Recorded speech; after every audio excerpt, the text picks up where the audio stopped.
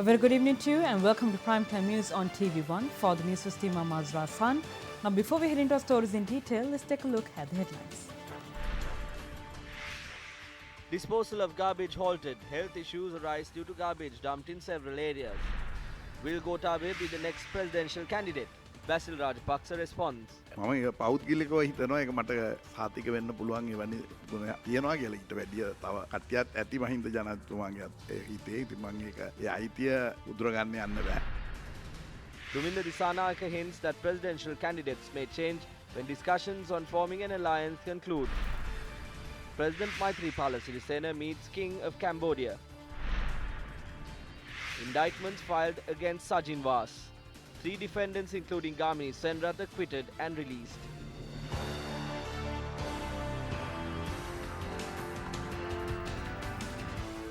On to our lead story now. The disposal of garbage within Colombo city limits has been halted once again. Now the residents claim that this issue has been prevailing for the past 3 days. On the 5th of August, the Ministry of Megapolis and Western Development decided to halt the disposal of garbage accumulated within Colombo city limits to the Kerawalapitia garbage dump. The ministry made this decision claiming that the facility's capacity to accommodate garbage had exceeded its limits. The ministry added that as a solution to this issue, the garbage will be transferred to the Aruak Kalu area in Putlam for disposal purposes. However, due to the delay in the garbage transfer process to Putlam, garbage disposal within the Colombo city limits has been hampered. Garbage had accumulated in several areas across the city. With the prevailing rainy conditions, inefficient garbage disposal will no doubt give rise to several consequences, including the spread of dengue.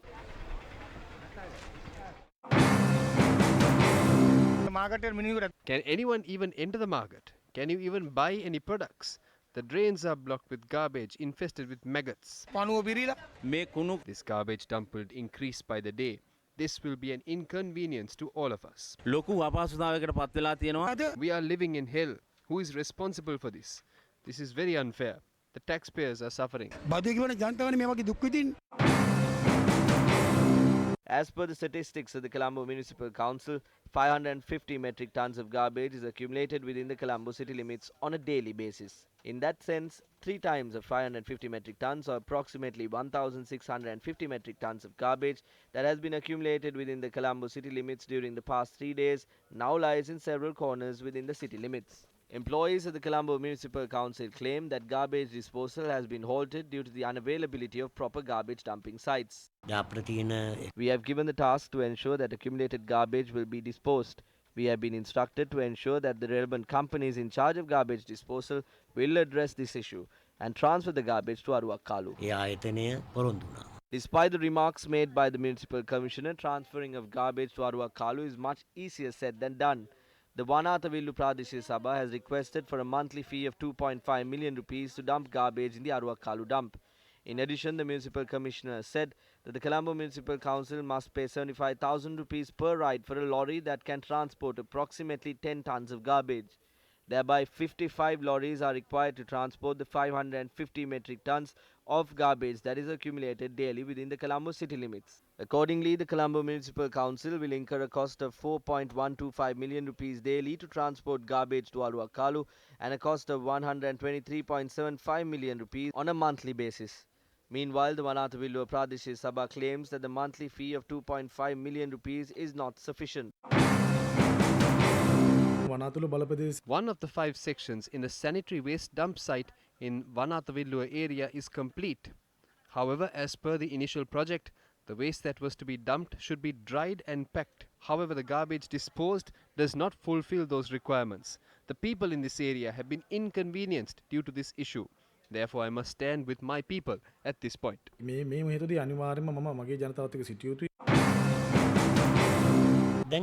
These issues have now been solved.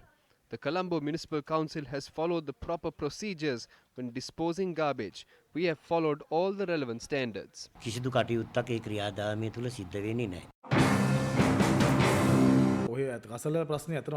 We need not be selfish in such matters. However, we must think of our country first. They must follow the project and dispose garbage as proposed previously. Therefore, we will take legal action against this matter if garbage is not dumped in the proper manner. We need to be considerate regarding the problem faced by the Vanathavilluwa Pradeshya Sabha as the garbage is being dumped in that area. The Vanathavilluwa Pradeshya Sabha is compelled to maintain this dump. We spend approximately 1.2 million rupees for the transport of garbage. I do not see why we should refrain from giving 2 million rupees. Instead of passing the buck, the Colombo Municipal Council must dispose the garbage in the scientific garbage disposal facility that we have built. The Municipal Council has informed that garbage disposal was to be halted in the coming months. However, they have failed to take the necessary measures to address this issue. They should have implemented a program to solve this issue. This is a problem due to the inefficiency of those responsible. There are many reports that many corrupt activities are taking place in this regard. Wasting public funds unnecessarily on contractors to dispose garbage is a crime in my view. It is disappointing that against the backdrop of the prevailing garbage crisis and the continuous failure to find a solution for it, an additional 27,000 metric tons of garbage was imported into Sri Lanka. These garbage containers still remain at the Colombo port and Katunayaka Free Trade Zone. The quantity of imported waste is equivalent to 49 times the 550 metric tons of garbage accumulated within the Colombo city limits on a daily basis. What is the purpose of importing garbage from foreign lands when Sri Lanka lacks a proper garbage disposal system in the first place?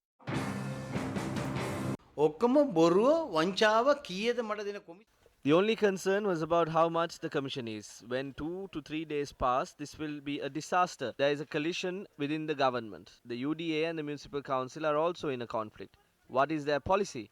Why are there so many issues within a government? This is a conflict because they are unable to divide the power. The Colombo Municipal Council should stop this division and the dumping of waste. The government is not following a policy. The Bribery Commission will also not do this. People know that the Municipal Council is also full of garbage. The entire country knows that this is a place of corruption. What is being done with this money?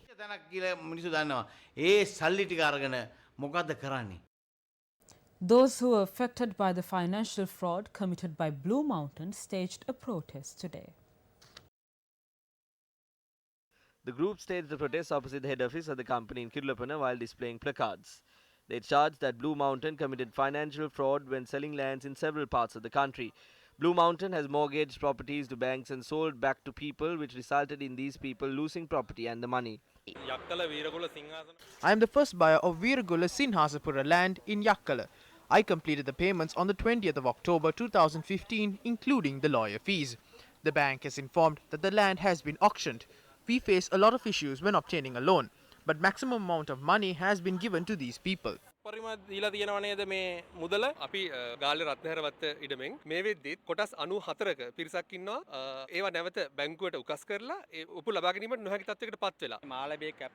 am from the Capriol project in Malave. In 2016, around 11 million rupees has been spent, but my deeds have not been released. Hiran Hettiarachi said that this issue will be solved within a week. He has been lying all along.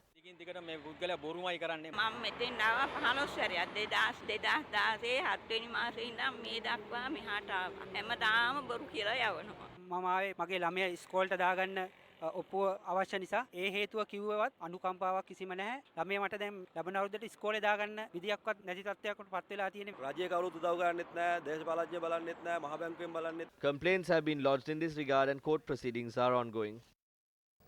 Meanwhile, a group of potato farmers engaged in a protest opposite the Cooperative Development Department in Union Place, Colombo. Potato farmers in the Uva Parnagama and Valimut areas, as well as the president of the Ceylon Peasants Federation, were present at this protest. The farmers noted that the Cooperative Development Department had purchased 2,646,582 kilos of potatoes from the farmers and that they owe the farmers a sum of over 20 million rupees. The farmers charged that the sum that is owed to them, which is 21,720,487, should be paid by the government. A group of farmers discussed the matter with the officials of the Cooperative Development Department and reached an agreement with regard to the payments. A media briefing regarding the General Assembly of the Sri Lanka Podujana Peramuna, which is to be held on the 11th, was held in Colombo today. It was chaired by the national organizer of the party, Basil Rajapaksa, and according to him, party's presidential candidate will be announced after the party leadership is handed over to Mahinda Rajapaksa. ශ්‍රී ලංකා නිදහස් පක්ෂයා හැටි No, they have not been invited as the SLFP, but all MPs who are with the opposition leader have been invited. විපක්ෂ නායකතුමත් එක්ක කටයුතු කරන සියලුම මන්ත්‍රීවරුන්ට ආරාධනා කරලා තියෙනවා.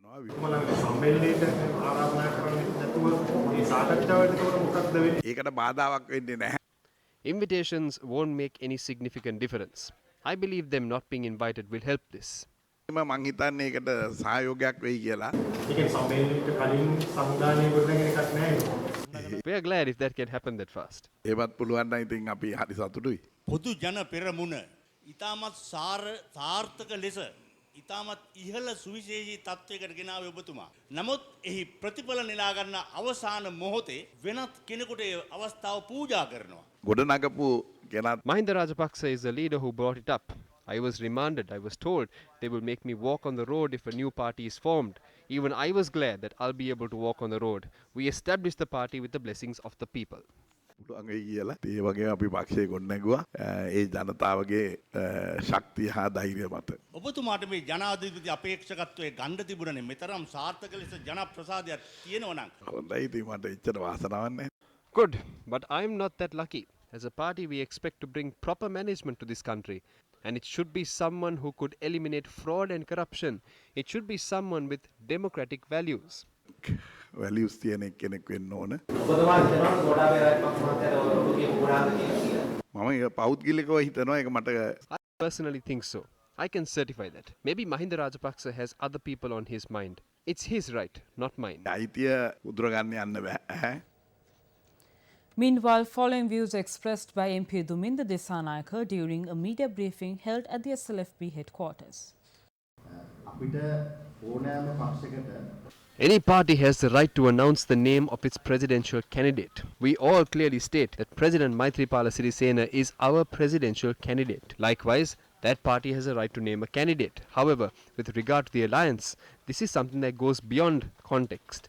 Therefore, there is no such condition that this alliance must be formed by the 11th of August and all discussions must conclude by that day. Let them proceed. We can come to a conclusion on who's going to be a better candidate. The names we talk about may change, but there is nothing wrong expressing the expectations of parties before an alliance is formed.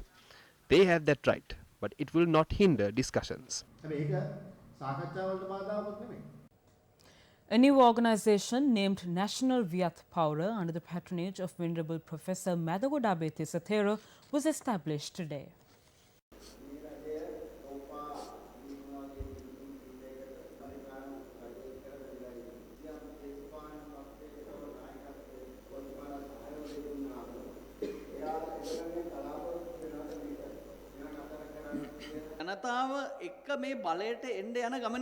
We expect a national leadership. It can't be controlled by international forces. Let's say the MCC agreement was signed by the government. Can we let our country geographically be divided into two? There are MPs and ministers who nurtured extremism and who became unpopular among the people. We firmly state that they shouldn't be appointed to future leadership positions. The Sri Lanka Podujana Perumuna has not named their candidate yet, but some speak about Gotabaya Rajapaksa. Even if the Podujana Perumuna presents a candidate with these qualities, we will support. If they do not present the kind of leader we expect, we are ready to look for alternatives. The headquarters of USA Today in the suburbs of Washington, D.C. was evacuated on Wednesday after authorities received an unconfirmed report of a gunman in the building. Now, the police did not find an armed person and no shots were fired. That realization came after officers with rifles and body armor swept through the site and a helicopter hovered overhead as loud alarms sounded throughout the building.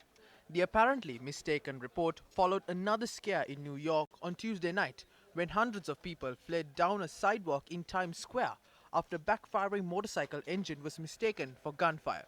The New York Police Department assured residents it was a false alarm.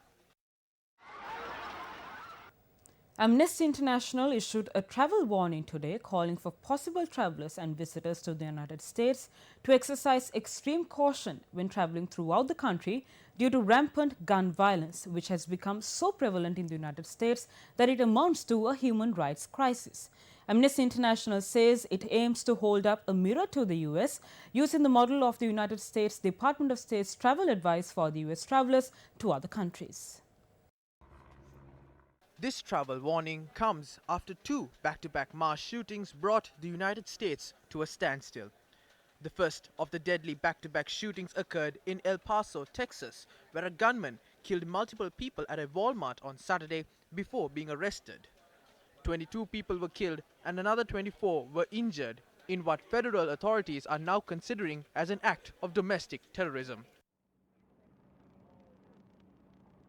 In less than a day, another terrorist, identified as a white supremacist terrorist armed with a rifle, opened fire in a downtown district of Dayton, Ohio, killing 9 and injuring 27 others. The assailant was killed by police officers responding to the call.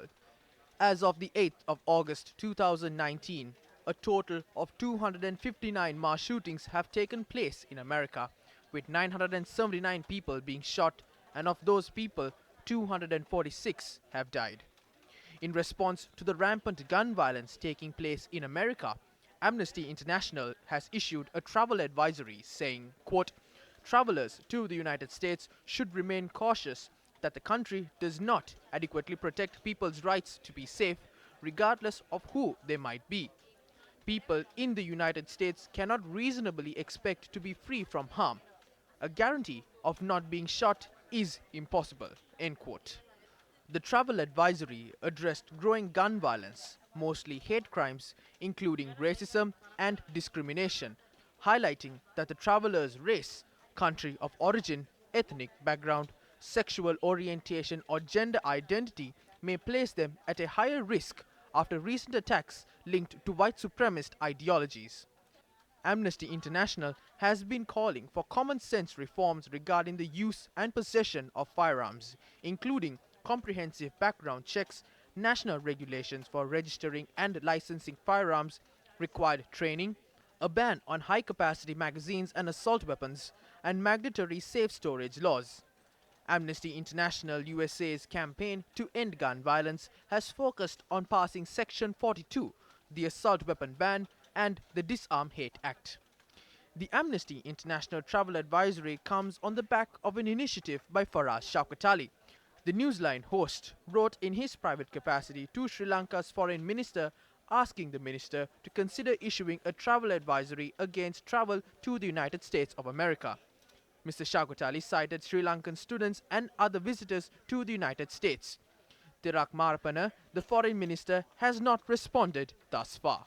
I was prompted to write to our foreign minister in Colombo and ask him to declare a travel warning to people from Sri Lanka who may wish to travel to mainland USA. And this is not some sort of joke, because the US is a vast place and there are many Sri Lankan students, apart from other Sri Lankans, including economic refugees. But all these people are at risk.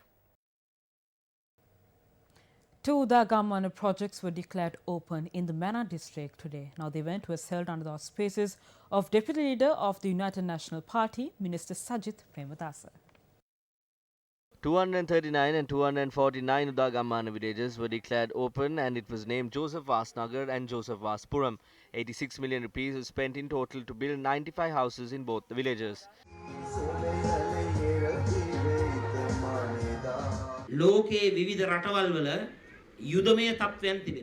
There are many countries facing military situations. When the country is returning to normalcy, the leaders of those countries will take funds to rebuild the affected areas. Sri Lanka is the only country which did not have an international donors conference. I would like to ask the people to take the correct decision in November and to strengthen Sajith Premadasa. If you all do so, I promise to conduct an international donors conference within 6 months of time and to rebuild the affected north and east by bringing development to your feet. We know how MGR used to help the poor people, and we know Sajid Premadasa is the only minister who is there to help the poor. There is talk about the presidential election these days. Gotabaya Rajapaksa is the name being told in the opposition as the candidate, and from this side, Minister Sajid Premadasa's name is being mentioned. I think our people will take the correct decision. Everything that Sajid Premadasa has done will remain in our hearts. After the event, Minister joined the youngsters in the village to play football.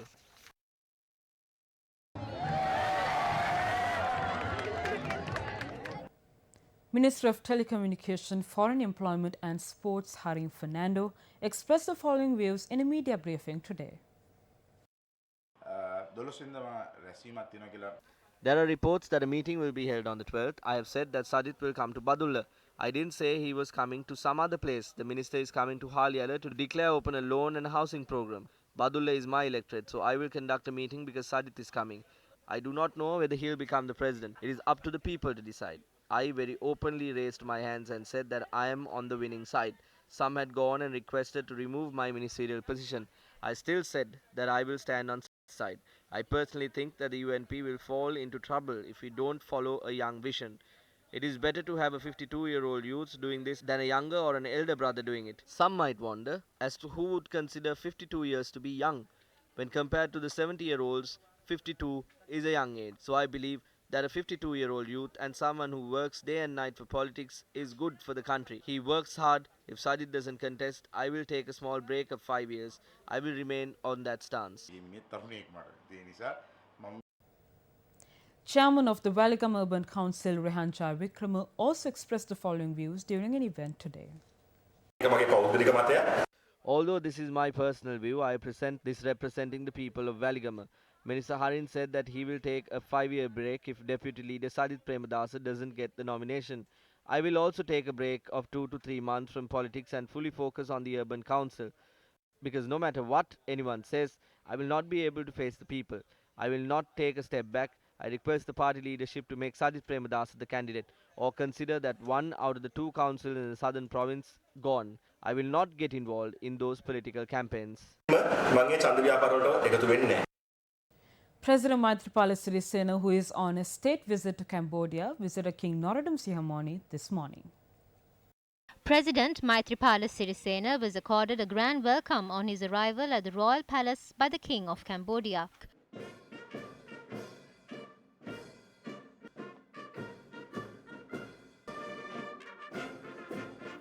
His Majesty Norodom Sihamoni said Cambodia stands firmly together with Sri Lanka in further cementing bilateral relations in economic trade, social, as well as the renaissance of Buddhism. The presidential media unit stated that King Sihamoni recalled the strong ties between Cambodia and Sri Lanka and thanked the Sri Lankan leader for accepting the invitation to visit his nation. His Majesty commended the progress achieved by Sri Lanka under the leadership of President Maithripala Sirisena in economic, trade, social and religious fields. The king also extended his gratitude for the assistance given by Sri Lanka to Cambodia in the educational sector, including scholarships to Cambodian monks. Later, President Maithripala Sirisena visited the Independence Monument in Phnom Penh and paid a floral tribute to the statue of King Father of Cambodia, His Majesty Priya Bat Samdek Priya Boronamith Norodom Sihanouk. The Attorney General has filed an indictment before the Colombo High Court against former parliamentarian Sajjan Divas Gunawardena, who we alleged money laundering of 306 million rupees. The Attorney General's department said the CID investigation revealed Gunawardena owned a group of companies under the name of Cosmos, which has 21 companies at the time he had submitted nominations to contest the 2010 parliamentary election. The Attorney General notes, although Gunawardena resigned from directorship of all companies and transferred his shares to his wife before becoming an MP, the evidence revealed he effectively ran the full operation of the companies even after becoming an MP. The CID investigation revealed Sajjan Gunawardena made suspicious transactions using 7 out of the 21 companies. The Attorney General's department said Sajjan Gunawardena failed to explain how he amassed such wealth to make deposits, especially at a time when he was acting as an elected member of parliament. Meanwhile, the three defendants in the case were acquitted of all charges, including the breach of criminal conviction in the amount of 500 million rupees belonging to Litrogas company. The three defendants in the case are former chairman of Litrogas, former president's chief of staff Kamini Senarath, Piyadas Kudabalage and Lasantha Bandara. The three-member High Court unanimously decided that the prosecution had failed to prove any indictment filed by the Attorney General against the defendants beyond reasonable doubt. The GIMANA door-to-door teams met with villagers whose existence has been overlooked by the responsible authorities.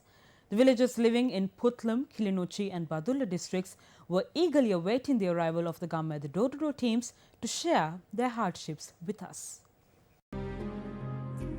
This is the village of Kevil in the Maradan Karni Divisional Secretariat Division in Jaffna. Even though the responsible authorities are blind to this, the villagers live here in slum houses. The dog cages in the city of Colombo has more space than most of the houses of the villages of Kevil.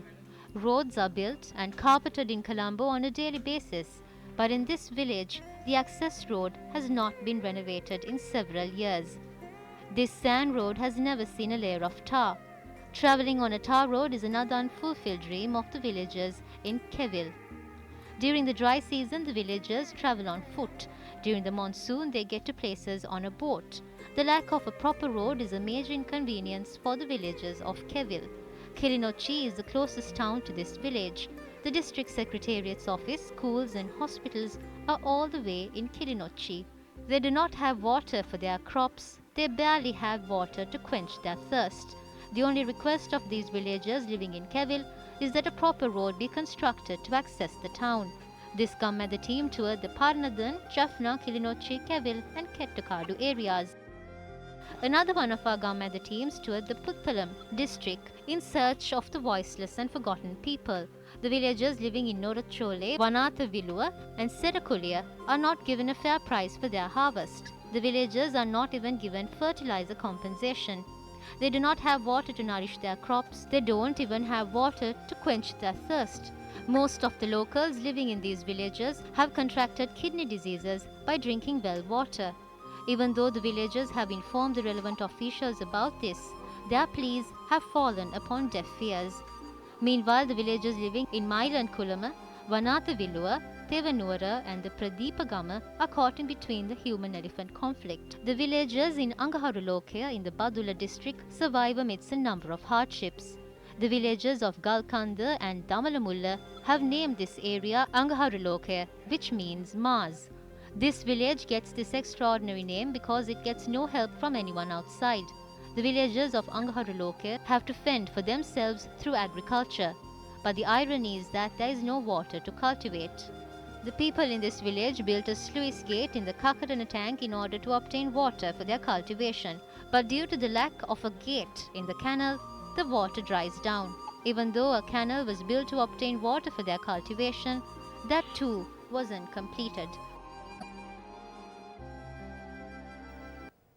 A flag hoisting ceremony was held at the Embassy of Indonesia in Colombo this morning to mark the 52nd founding anniversary of the Association of Southeast Asian Nations. ASEAN is among one of the high-achieving regional organizations of the world and plays an important role in the open, inclusive and ASEAN-centered regional architecture.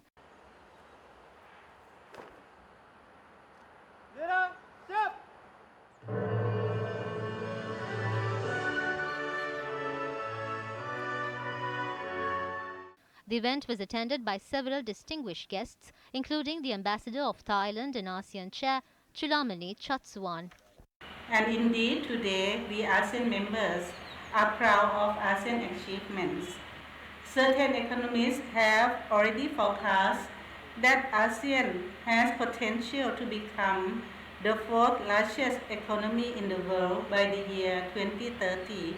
ASEAN vision today is not only about community building within a peaceful and prosperous Southeast Asia, but ASEAN now is a mature community which has contributed and is determined to contribute to world peace and prosperity as a responsible player.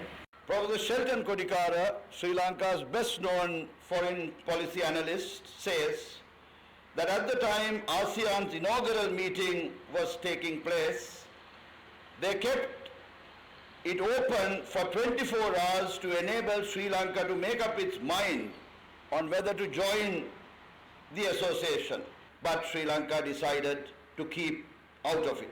Now, Excellencies, I say this with a very important reason, because now we want to get back in. We have initiated, as you know, earlier this year in February 2019, we have sought a sectoral dialogue partnership with ASEAN, and we have presented the dossier for this, and we are looking forward to the early adoption and implementation of this. Sri Lanka, which has always historically and in more modern times enjoyed the connectivity, be accorded the sectoral dialogue partnership of ASEAN at an early date, so that we can continue the historic legacy of partnership we have had with your region and your people.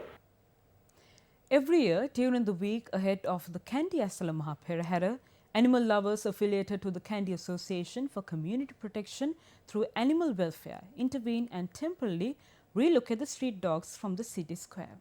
Newsfirst Amavi Banugoda filed this report. During the Perahera season, the Temple of the Sacred Tooth Relic requests the Kandy Municipal Council that the community dogs living in the city square be temporarily removed.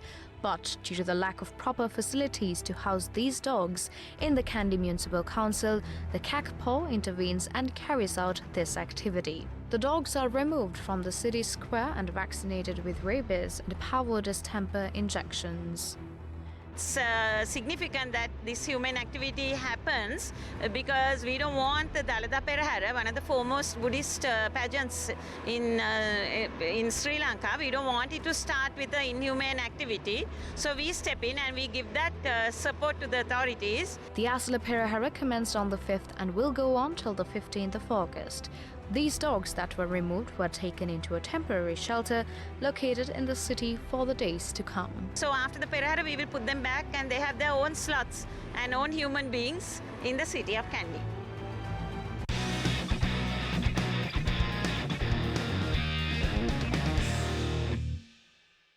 The apex body of world sports, the International Olympic Committee, has conferred the Women and Sport Achievement Diploma to Ms. Carol Tozer in recognition of her outstanding contribution to promoting the development and participation of women and girls in sport.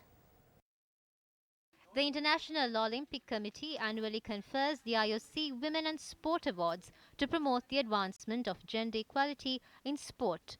The IOC's aim on this award is to recognize outstanding achievement and contributions made to develop, encourage and strengthen the participation of women and girls at all levels in the sport world in order to close the gender gap. Ms. Carol Tozer represented Sri Lanka for athletics, netball and basketball since her age of 16. All her sports achievements motivated her to be involved in many social works as a volunteer in supporting girls and young women in sports. Ms. Tozer was a member of the National Sports Council of Sri Lanka in 2015 and supporting women's netball and tasked with writing a policy document for all sports. As a role model, Tozer founded Women in Need in 1987 with her partners to help abused women and girls with counseling and legal and medical support. And that's a wrap for Primetime News. I'm Azra Hassan. Thank you for joining us. Take care and good night.